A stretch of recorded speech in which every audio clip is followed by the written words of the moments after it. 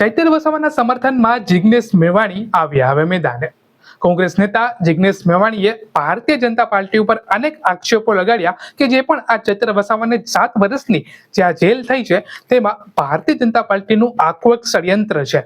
No doubt કે જે અદાલતે ન્યાય આપ્યો આખો તે બરાબર જ છે કે જે અદાલતે કીધું એ તો ન્યાયના કાનૂની તરીકે અદાલત એનું કામ કરતી હશે, પરંતુ જે આખો કેસ થયો છે જેટલી ઝડપીથી આ કેસ ફાસ્ટ થયો અને 7 વર્ષથી જે સજા આપવામાં આવી એ આખું પ્રી પ્લાનિંગ જે છે તે હોઈ શકે। તો આવો જાણીએ કે જિગ્નેશ મેવાણીએ આખરે આ વિડીયોની અંદર શું કહ્યું।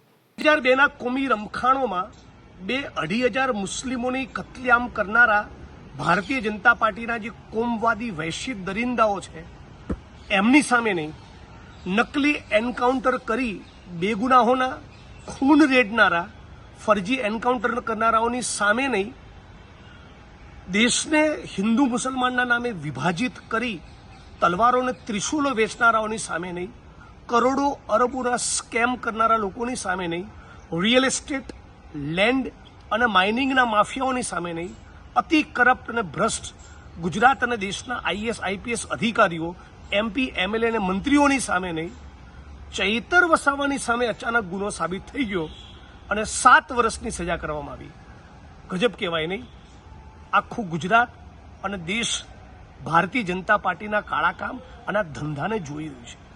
મૂળ ચૈતર વસાવા સામેની આ એફઆઈઆર, એની મુવમેન્ટ, એની લડત, એના આંદોલનને તોડી પાડવા અને ધારાસભ્યના પદ ઉપરથી એને હટાવવાના એક પૂર્વ આયોજિત ષડયંત્રના ભાગરૂપે જ 2023માં એફઆઈઆર કરવામાં આવી હતી।